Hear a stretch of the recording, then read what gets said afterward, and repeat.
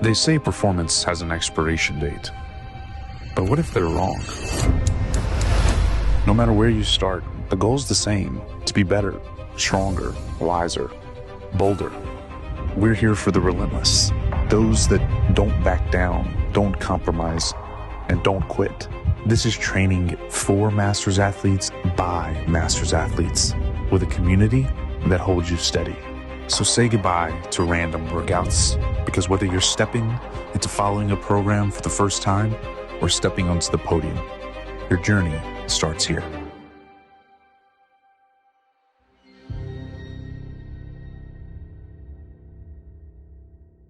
All right, team. Welcome to the Boulder Athlete Podcast. I'm Josh, and I'm hanging out with Jason Grubb. Today, we get to talk about programming.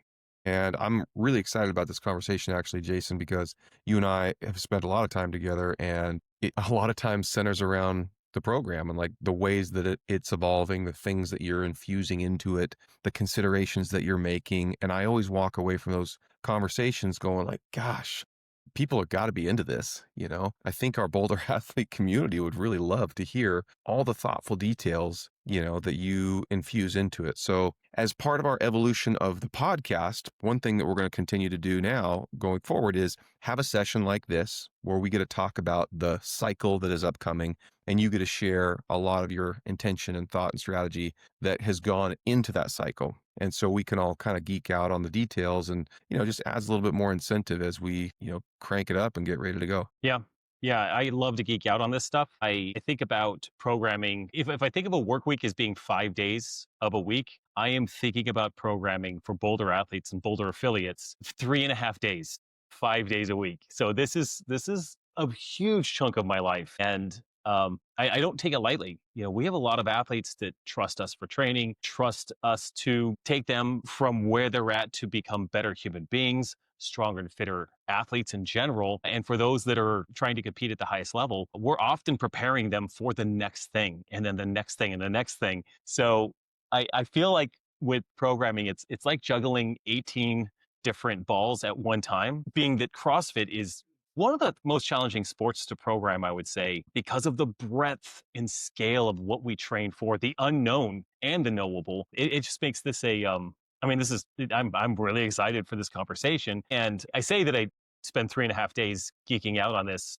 at least a week, and I don't hate it. I love it. I love it. I love thinking through it. I will say this as well, that I am not a programmer that just programs it and, kind of a set it and forget it kind of thing. I actively do the training every day, every week. So what our athletes are doing on a Monday, I am doing that. And in a perfect world, I would test it a week in advance, and then I would do it again the week of. So like we're not superheroes around here. Can't do that. But I do love that I do the work. So, when I get a text message at 9 a.m. on a Monday from an athlete that's already done the workouts or the training for the day, and they're telling me how much fun they've had so far. I'm using fun in air quotes for those that are listening, not watching. It gets me excited. It gets me excited to do the training that we're all doing on that day. So, yeah, I think it's gonna be a great conversation, Josh, as we jump into this. Yeah, heck yeah. I'm definitely looking forward to it as well.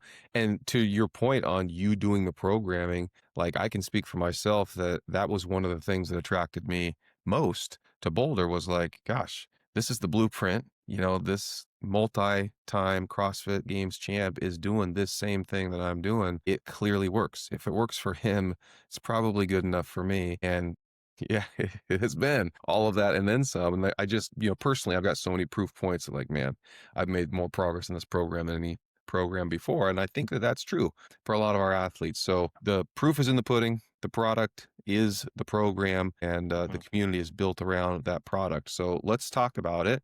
We've got our next cycle coming up. It starts on October 13th, and I believe that's going to run through December 14th, and it's called the Keystone Cycle. Like, tell us about what that is leading up to, and Yep. some of the strategy that's gone into this program in particular, or this cycle rather. Yep. Well, first of all, the name of the cycle. It's always fun when I start the process of building the next cycle and thinking about what I want to name it. And we could call it anything. It could really be called anything. But I try to be intentional. And so I think of the keystone, it is, when you're building an arch, the keystone, it's the one stone that holds everything in place. And This is a bit of a transitional cycle as we sort of finish off 2026, 2025, move into 2026, taking everything we've done this year and connecting it. And it's setting us up for the 2026 season. So we think about the Open will be here in no time. Honestly, I know it still seems early, but it will be here very quickly as we move into 2026. And quarterfinals, semifinals, Wadapalooza, Fitness of the Coast, Monster Games, Masters in-person semifinals. It's endless, the amount of opportunities that we have as athletes to engage in our fitness in a public way, or those of us that aren't competing, just be better humans. And this is really the phase that will connect us into next year for almost every Boulder athlete. I mean, the idea is that we're building a baseline strength and durability, which is literally the foundation of what we do always. We're leaning into, in this cycle, expanding our aerobic capacity and our movement quality. So we have some very specific primers, particularly on our Olympic lifting days, which the days have been switched around. We'll talk about what we're doing each day going into the cycle, which is brand new for Boulder Athlete. It'll be the first time in our existence as a company that we are not snatching on a Monday. So it's going to blow our minds. It's going to be crazy to not be snatching on a Monday, but it was time to change that up. But yeah, we'll be improving movement quality. We'll be sharpening skills under fatigue. This is something that we do constantly and will continue to do, is not just build skills and higher level skills, whether it's gymnastic skills, high level gymnastic skills, or something like barbell cycling. Being able to do those under fatigue is just a core competency for Boulder athletes. And I think general athletics, but for us, this is something we really push, and we'll continue to do that. And we're going to finish this year fresher and more confident, given that this is a long cycle. We'll have a pullback week in the middle of it to help us deload.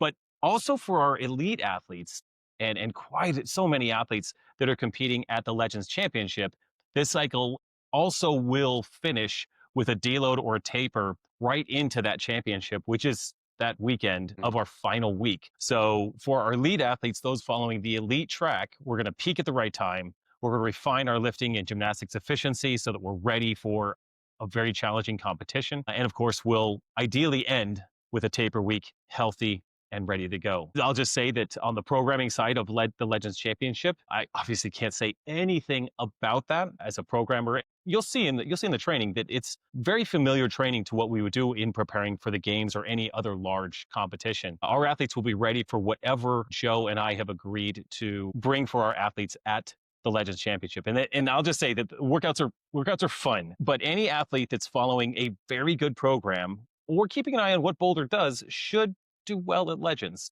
There's going to be some Legends. So I can't say that we're programming with Legends in mind, because I literally have to just segment that out. I can't prepare just our athletes for Legends, because there's some surprises in there at Legends that are going to be pretty spicy and pretty awesome. But if you've been following our program, you're going to be fine. You're going to be fine. And when you see some things at Legends, you'll feel the Boulder Athlete spice there. The Boulder Athlete seasoning. That's what I mean. Not the spice, but the seasoning. Like, so you'll see our fingertips in there. It's pretty fun. So that's really kind of where we're aiming with this cycle. Awesome. Yeah, I'm there's no doubt that, well, one, let's see, on the programming side, you've not shared anything. You won't share anything. I've not pinged you about that. Like, I trust the integrity of you and Joe. But I also know that, look, as you guys are thinking about programming for Legends, you can only assume that there is going to be some key ingredients within those events that we are super familiar with, to the point that you just made. So look, I don't need to know anything about what's coming up in Legends. I know that I will be prepared by sticking with our programming, and I've got plenty of faith in that. I want to go back to a point that you made, because that triggered a question for me. You and I have talked about it. I know other athletes have talked about it along with me, which is switching some of the days around. I've had conversations with folks in the past, I've even tweaked some of the days on occasion when I'm like, hey, I just need a little bit more rest period between that muscle group, being targeted on this day and kind of hitting similar muscle groups on a following day. Talk me through some of your considerations in moving, like snatches, for example, away from a Monday or another muscle group. Like, what's your thinking on that? Well, I've in talking with you and talking with some athletes in particular, I know that some athletes were making changes between Tuesdays and Wednesdays. So they were taking the Wednesday squats and doing those on Tuesdays. And they're taking the shoulder endurance work that we did on Tuesdays, moving that to Wednesday. And I can understand that logic. We have some gymnastics endurance work that we do on Mondays when we're most fresh. And gymnastics endurance is very hard to accomplish without using our arms, without using our pushing muscles. So there's overlap, and CrossFit has a lot of overlap, and there's no doubt that in some days in our historical cycles, Monday and Tuesday had some upper body overlap that for some athletes, not a big deal. For other athletes, they felt that fatigue just enough on a Tuesday to feel they needed to swap Tuesday and Wednesday. And I don't have any problems with that. I think it was okay. It's not as ideal in my mind as I want it to be, but it's for each individual athlete taking ownership of their own body and how their body is feeling, I want them to do that always. But with that in mind, because we're going to have overlapping body parts or overlapping muscle groups from time to time, we might as well change the order or change those combinations as we navigate through cycles. So instead of Monday and Tuesday having the kind of shoulder intensive 2 days in a row, our Mondays and Tuesdays will now go below parallel 2 days in a row. And that's what we were going, historically we've gone below parallel with our legs Monday, Wednesday, and Friday. Snatches Monday, Wednesday squats, Friday clean and jerk. So we're getting below parallel. But that left us again with a number of overlapping shoulder days. In this cycle, Monday, we will go below parallel as far as clean and jerks go. Tuesday will be definitely a bit of a hinging and squat type day, kind of similar to the Wednesdays that we used to have, but that'll be on Tuesday with some changes. But again, just going below parallel for 2 days in a row there. But shoulders will definitely get a reprieve between Monday and Wednesday. And what makes me excited about this change, Josh, actually, is that Wednesday becomes a bit of our shoulder to overhead or our big pushing day. Tuesdays, which are now Wednesdays, have this vertical pushing, inverted pushing, shoulder to overhead with barbell and core emphasis that we tend to go after in combination. And what makes I'm literally excited, I'm giddy for this, because Wednesday we finish with our max effort workouts. So what we have been doing in the past, because that was a below parallel day on Wednesdays, we've done a lot of lunging, a lot of echo bike work, lots of combinations with that. And this is going to shift gears for us to where we can do some pushing and core work on Wednesdays as our finisher. And there's nothing better as a significant max effort stimulus than burpees. So we're going to see a very, very saturated is a good word, amount of burpees for our finisher workouts on Wednesdays. And again, the reason we do that max effort, those red workouts that we love on Wednesdays, is because that leads us into Thursday, which is a recovery day. So we're going to push the finisher on Wednesdays by literally pushing, attacking burpees, attacking that core. It's going to be fantastic. But it does lead us into a day of recovery. And on Thursdays, just to be clear to all of our athletes, this is a recovery day. It is a day that if you take the day off, that's totally cool. If you do contrast or sauna or hot tub or cold plunge or take a long walk, all of that is great. We always put optional work in our programming, like swimming or maybe some machine work, for those of us just just want to do something. But I do encourage those that are competing at the Legends Championship to swim on Thursdays or swim on Sundays. If you that is one thing that we've made public from Legends, that there will be swimming. You'll want to be prepared for that. And that is not a secret. All athletes know this. So take Thursdays, do some swimming. Fridays, now we're going to have snatches. And it just fits well. Our push-pull endurance and our snatch work works well. We've got that push-pull. Oftentimes it's pushing overhead along with gymnastics pulling. That fits really well with snatches for that Friday. So it's gonna bring a fresh feel to our Fridays. And our Saturdays are really our potpourri days. The one thing we are adding on Saturdays, in addition to what we usually have a full send workout to kick off Saturday. It's like grab some friends, come in, and let's throw down. And that's what we do. And then we've historically done some deadlift, bench, and inverted work as a bit of a transition before we do our max effort work on Saturdays. But we've snuck in some sled work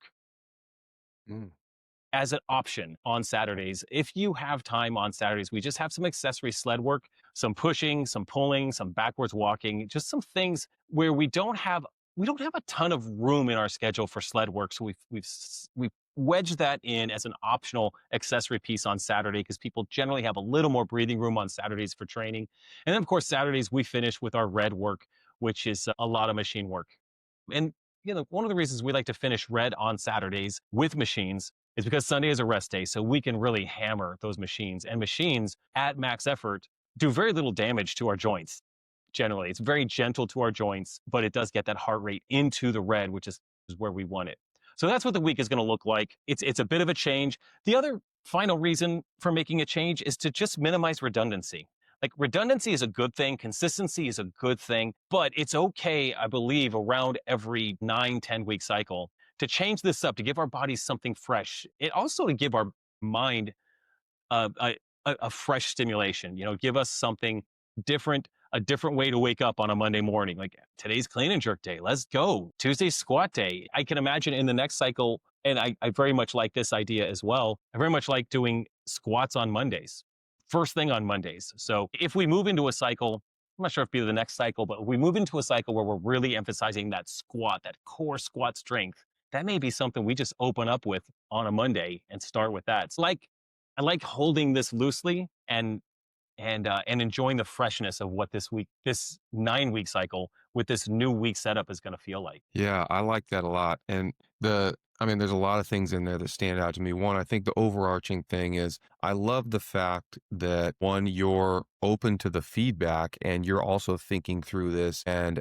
actively making adjustments to not to accommodate the feedback. That's not what it is, but you're finding the logic in, hey, I think there is actually some opportunity here. I think there may be some room to drive some new adaptation and just engagement and kind of like the psychological engagement to your point. And let's see what that feels like without compromising like the core programming and the stimulus that ultimately we're trying to achieve over the course of the week.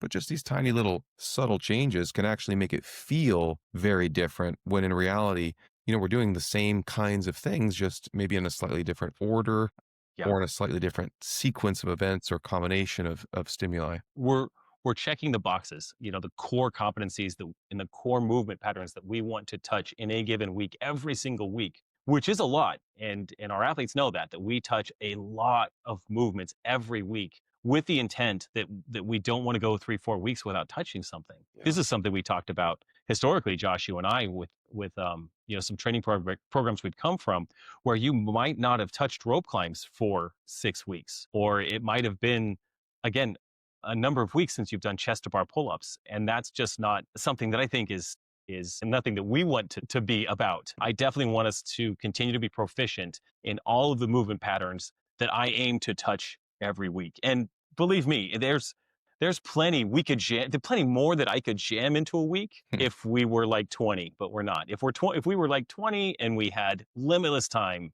there's so much we could do. But we're trying to be, or what I'm trying to be in the programming, is as efficient as possible for adults that have real lives. We can't be in the gym 9 hours a day. It just doesn't work. So we want to be as efficient as possible and make compromises where they need to be made, because that is CrossFit. CrossFit is just compromise after compromise in the way it's built. But yeah, just aim for max efficiency in the time that we have allocated for our training. And I know you feel it in the time. You're a busy dad. You are involved in 1,000 things plus the work that you do. I am as well. So we have to find the best, most efficient way to be high level athletes, or to take care of ourselves. Minimal input, max output, I guess, is what we're going for.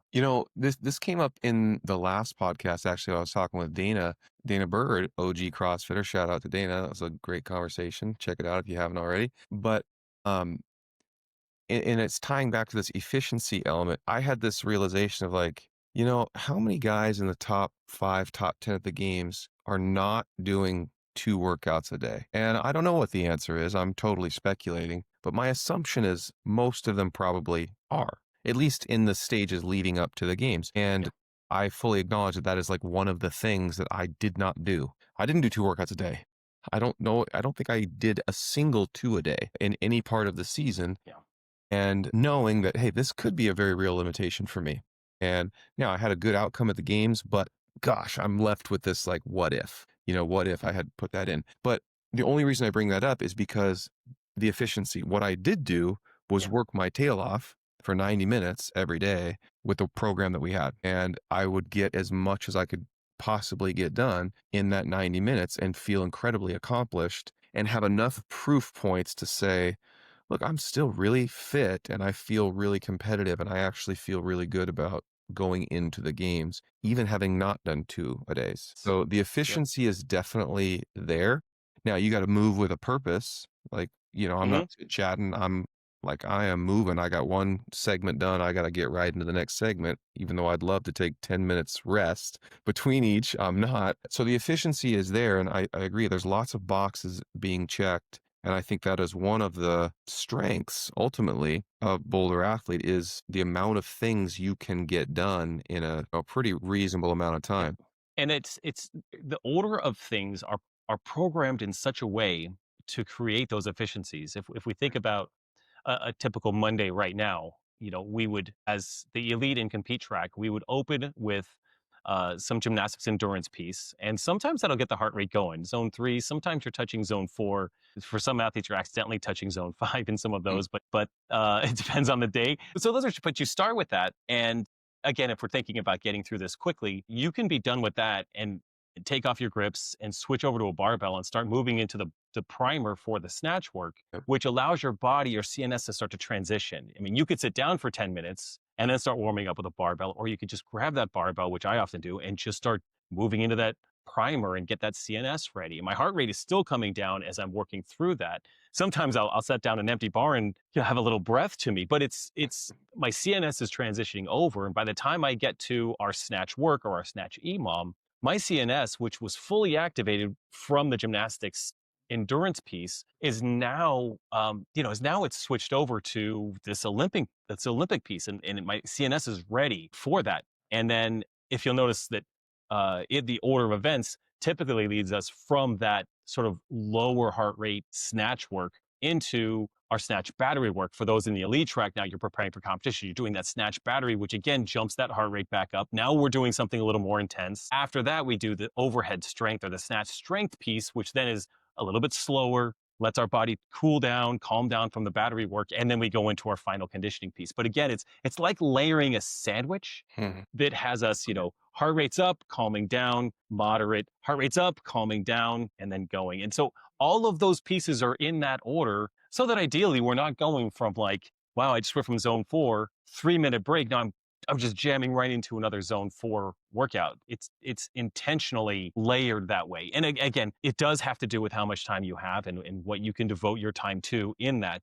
There are definitely times when guys have come and trained with me. And this happens on Saturdays as well, when I'm training with a bunch of younger athletes that come and train. And sometimes we just go from A to B to C to E to F to G. And they're just like, should we sit down for a second? I'm like, no, we got no time. We got to go. I got a soccer game to get to. I got a football game to go watch. So that is it's another element of efficiency is the training is in a particular order so that we can minimize any downtime. Like you said, picking up that phone during a training session is just one way to burn 10 minutes. If I just leave that phone off and over in the corner, don't check text message, nothing. I'm here to train. I can get in and I can get out, and anyone that needs me, unless it's my wife contacting me urgently, it can wait. It can wait until 4:00. So the other thing I want to say is, so we're talking about that efficiency in that second session. I do design the second sessions so that there can be minimal warm up on those. And again, it is another hour of our life. And some people have that hour. Some people just don't have that hour. But that second session can happen 4 to 5 hours before or after that main session. Be first thing in the morning, which is when I do it, or it could be later in the afternoon, 4 or 5 hours after. You just want to have enough recovery time in between for your body to refuel. But it's typically, and it always starts with machine work. Monday, Tuesday, Wednesday, Friday, it's machine work. And most of that is zone 2 capacity building work that for me, I get out of bed, put my contacts in, drink water, and get to my zone or get to that second session work immediately. Within 10 minutes of I'm out of bed, I literally have my podcast in my ears and I'm already doing that session. With 10, 15 minutes of accessory work afterwards, if I have time, I do that. But that second session is intended to be efficient. We're building capacity, but we're not touching a barbell. We're not doing things that we have to overly warm up for. I mean, in a perfect world, we do a full warm up for that second session. But I would bet that of the athletes that do our second session, there's probably 0.5% that do a full warm up before going into a 35, 40-minute zone 2 piece. It's just great to get in and get to work. 5 minutes into it, my heart rate is in zone 2.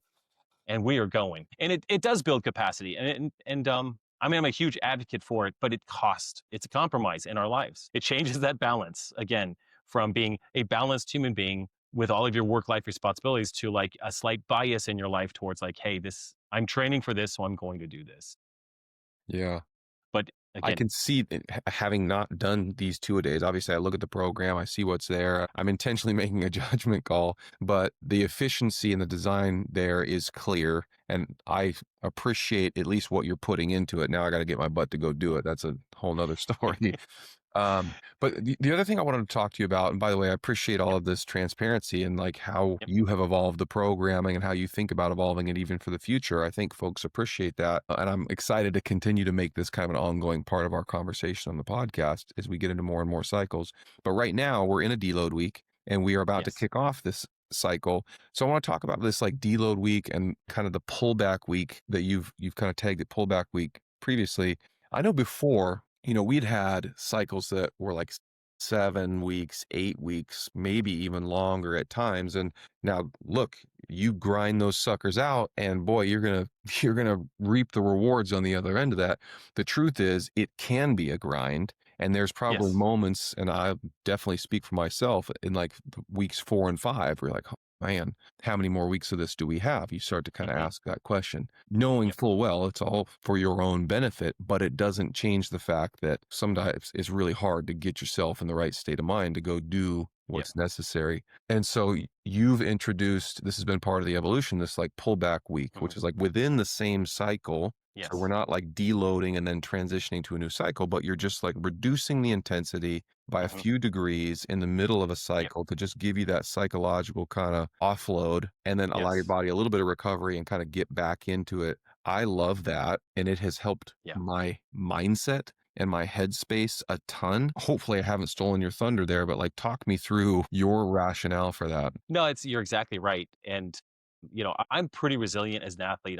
I've done a lot of very long cycles, and but I was very much feeling it as we would tread into these longer cycles, and I had an idea of what I wanted to accomplish with a cycle. So maybe it was an 8-week cycle. I knew what I wanted to accomplish with progressive overload over this duration. And I will say that the way that I decided to start adding pullback weeks was an accident. Okay, I would love to say that I'm just so smart. I'm just so brilliant, and I would love to say I was listening to my own body, but it was actually an accident. So I can't remember what competition we were preparing for, but I had looked at the calendar. There was this amount of weeks between point A when we were starting cycle and when we were going to start tapering or deloading into that competition, and I had this amount of weeks, and I had built out the whole cycle. It's a lot of work to build out a 9 or 8 or 9 week cycle at one time and trying to not overlap things. It's very, very a ton of work. And so we were probably 3 or 4 weeks into the cycle, and one of our athletes reached out to me and said, "Hey, so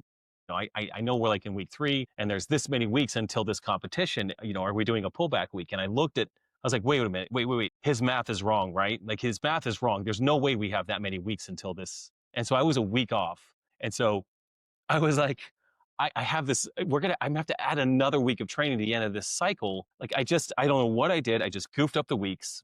And I was like, you know what? In the middle of this thing, I'm just going to put a pullback week right here in the middle. I'm going to shift all of these weeks forward by a week and do this pullback week, right? Mm. It's just the way I was going to solve this Yeah, problem by mitigate creating the for issue. myself. Yeah, I was like, this is literally the easiest way that I could solve this problem. And so we do this pullback week, and then we roll right into the next week. And I think I officially called it a deload week at the time. I really like pullback week because it feels like it's cohesive in a cycle. So I use that verbiage. But it's very similar to a deload week. We're Yeah. not transitioning to something else. We're actually jumping right back into the deep end of the pool after these pullback weeks. But what I experienced during that week was the same thing you just said. It was this psychological reprieve, a physiological pullback. Like a body was fatiguing. So we really want to allow the space for muscle tissue to repair, our central nervous system to just recover, tendons and joints, hormones, allow our body to catch up with the work we've been putting into it. Because, yeah, we talk about how efficient we are, but we're getting really potent doses of fitness day after day after day for 3, 4 weeks. And yeah, we experienced that pullback week, went right into the cycle after that. And I know that for me, and I heard a number of people share feedback with me they just loved having something like that. And before that, our cycles were 6 to 7 weeks long. And even that was feeling long, it was feeling grindy. So Mm. this accidental longer cycle with an accidental necessary deload in the middle to make it work week wise, became a really attractive option. And now I just see it as like, we're just never pushing more than 4 weeks. And sometimes we'll push for 3 weeks, pull back, and then push for 2 weeks or 3 weeks. I really, really strongly believe that as masters athletes and as athletes that are really, again, we're putting in heavy doses of work when we are working. I think 3 to 4 weeks is plenty of pushing before we have that pullback. It also lets us breathe in life a little bit, Josh. Yeah. This is a deload week this week, which is great. I know that we jumped on our call together here and I was like, hey, how was training today? You're like, I didn't even train. And I was like, that's fine. That's actually perfect on a deload week. A deload week is the week where like, hey, if you can't train, perfect. That's perfect. Like you want to plan those like outdoor projects. You want to redo the yard. Deload week is the week to do that. Like it's totally fine to significantly scale back fitness. But so, the more I've researched it and the more I've observed some of the best coaches in our business, this is something it's very appropriate. And I picked up some things with talking some other elite athletes, even younger athletes. 3 to 4 week cycles are where it's at, or 3 to 4 weeks of pushing, pull back, another 3 to 4 weeks of pushing. It makes us feel fresh. And for me, I know that my experience is that my body feels great. I'm so excited to start our next cycle on Monday, Josh. I'm like excited to train this week because each day I train is a day closer to next week. So I'm really excited for our next cycle, but I'm also really excited that I got in and out today in like an hour and 15 minutes. It was just an easy session. It was just boom, boom, boom, boom. Wow, I'm done. I'm out of here. This is so refreshing. And again, don't get me wrong. You know how much I love to work. I love the training, but I'll take a week like this anytime. Yeah. So great. No, it's like, when it's built into the program this way in a pullback week, it's essentially feeling like you're getting permission to do Yes. it. I mean, because Yes. I know for me psychologically, like I go through these really grindy weeks where it's very high volume and my body's certainly talking to me in all these different ways. And I've got this shoulder thing that's popping up and this other thing. And I'm like, boy, but I also am too dang stubborn to just not do the things. And so I want to get the work done. I got to battle through, and I'm also fighting my ego. And there's just this recipe that I have to figure out how to make right. Yes. But then when we get to a pullback and it's like, hey, here's your permission to finally dial back the volume that you've been telling yourself you should be dialing back. Now you get to do it. And so I feel a lot less guilt about it when I do, and my body certainly appreciates it. So I think it's brilliant. It really helps me personally stay very engaged, much like an interval of any kind. Imagine just an interval running. You're out running a marathon. Ultimately, this is a long event. And if I know that, hey, there is a checkpoint, 600 yards away that I'm going to get to take a little bit of a walk at, I'm really invested in that 600 yards. And I'm going to probably push that 600 yards knowing that I get a slight recovery period, though it might be short. Maybe it's only a 100-meter walk. And then I got to burst for another 400 yards. Like I can get myself really motivated to invest in those intervals, knowing that a little bit of a recovery is coming. And that pullback week is that. It is that little recovery moment. And for me, I need that to stay as engaged as I have to be to accomplish what I want to accomplish. And I love it. I think it's a great proof point of the way that Boulder Athlete programming is evolving. I mean, it's a performance enhancer. It's a hidden and slightly unintuitive performance enhancer. We often think as athletes and as those go-getters that the way to get better is to keep pushing and pushing and pushing and pushing and go and push harder. And the reality is that this interval, I like that idea of the interval style.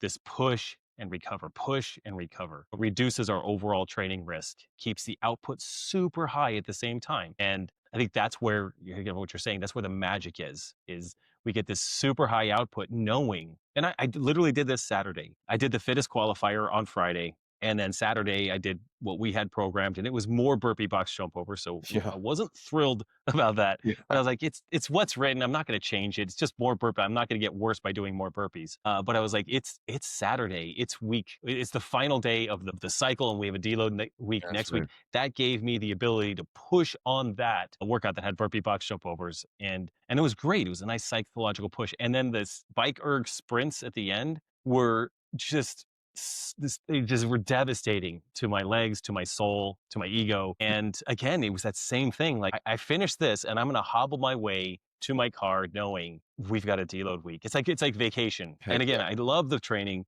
but I don't mind taking that necessary performance enhancing break. Recovery is a performance enhancer, if we want to think of it that way. And I want to do this for another like 30 years if I can. So I need this to reinforce the longevity in this sport. Yeah, well said. Jason, I've got a question for you, and I think others have a similar question. I get asked this, but I know people are curious on your answer to this question, which is in the elite program, which by the way, is not for everybody. Okay. We're not pushing people towards elite program. The compete program is phenomenal. I did that for the first several months, and man alive, I got so much fitter. And core and minimum, all the things, they're fantastic. But for the elite program in particular, this is what you do primarily. Of all the things, so there's 100%, you do 100% of everything that is programmed. How many days do you do 100% of the program? Yeah, that's a good question, man. I'm gonna have to like say, in a 4-week period, I'm probably 95%, Josh. Honestly, that's why I was to say on a given week, I don't skip anything ever. But there is going to be a time if I think of a 4-week cycle, maybe 1 or 2 pieces in a 4-week time period where I'm going to make a judgment call. And normally when that happens, I've either run out of time, which is very rare. Actually can't think of any time I modified it because of time. I've, maybe just had something going on.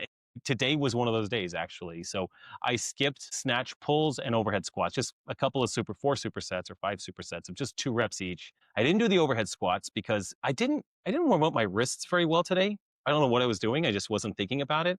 And so when we went into the snatch work, on that snatch primer, my right wrist just felt a little bit weird. So I went through all the snatch work. I went through the battery work, and it was time for me to do the overhead squats. And I looked at my training partner. I was like, man, I don't know. This wrist is just kind of weird. I really don't need to put 70% of my overhead squat overhead. I mean, it's not heavy. This isn't bad, but I was like, I'm just going to give my wrist a break.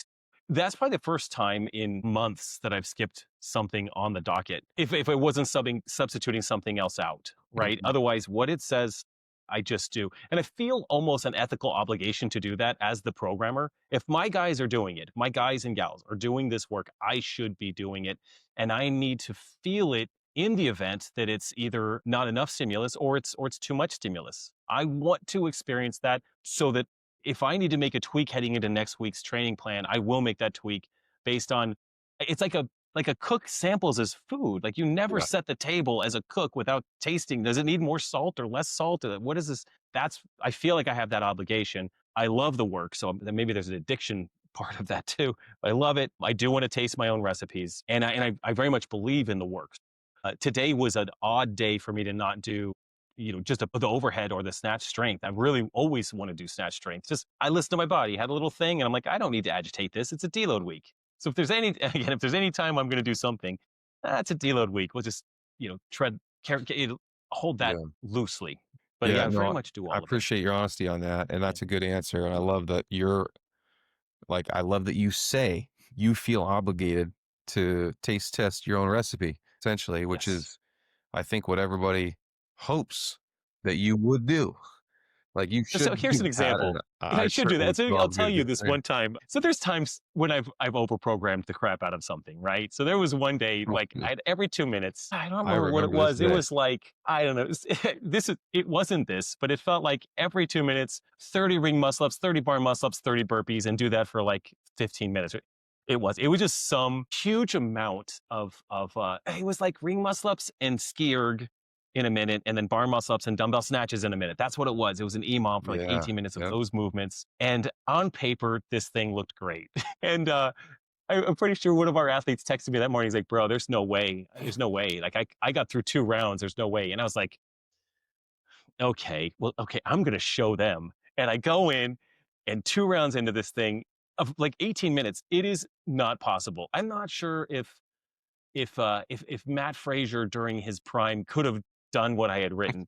And so again, that's just one of those things where, you got to taste the recipe, and like there was way too much salt, but it's like I had overdone it. And I enjoyed the story, I enjoyed the anecdote, and I think I enjoyed posting in the circle group, like, okay, guys, heads up on the gymnastics endurance piece today. If you couldn't do it, you were all of us. It was Yeah. absolutely impossible, and I misfired. I But love that. that is why it's essential to taste your own recipes. I remember that day specifically, and I also got through 2 rounds. I very arrogantly thought, "I might be able to pull this off. Like, there's a chip." Me too.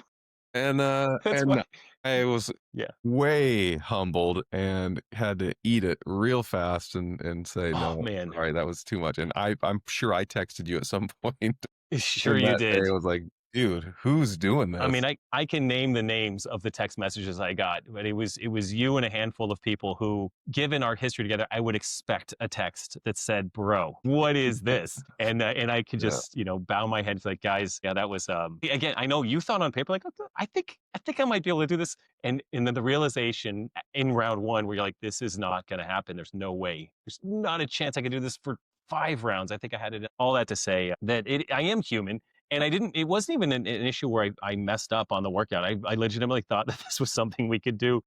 And I've learned, and we learn, right? We learn what's Right. actually possible. Sometimes we experiment, and I think that's necessary. But yeah, there's times when you're just like, yeah, no, misfire. Like, Jason, it really speaks to a bigger thing that ultimately is one of the things I appreciate most about you, and what I would hope that people are either fully aware of within the Boulder program and appreciate, or are coming to realize that we're human, but we're putting a great product out there and we're willing to take feedback to continue to make it better. Like, that's it, that just has to always be true. The moment Yes. where anyone takes a stance of like, no, I think I know better. I think I know what's right. And you're just going to kind of stubbornly stick on that, stand on that hill. Well, Yeah. that's the hill you're probably going to die on as well. Yep. And that's just Yep. not a good stance to take. So I love, the humility that you have and your willingness to listen to feedback and make iterations. And like, I think it really helps the community feel, one, like they have a voice, which they should, Yep.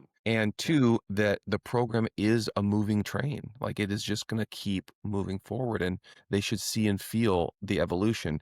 And then back to the benefits of this conversation, and hopefully the conversations in the future, is we get to highlight how those things are evolving, highlight the mistakes, that we've made Yep. along the way and how we've learned from them. I don't know, as just a human and an athlete, I really appreciate that, and hopefully folks do as well. And for our athletes that are listening, some have taken liberty to reach out to me, and I very much appreciate that. They know that they can. And for those athletes that have been hesitant to reach out to me with questions or feedback or any of this, like, hey, Jason, was the questions around any of this, I am available. Like, we are not so big that I'm disconnected. I am available, and you can reach me in the Circle group. That's our community group with all of our athletes in there.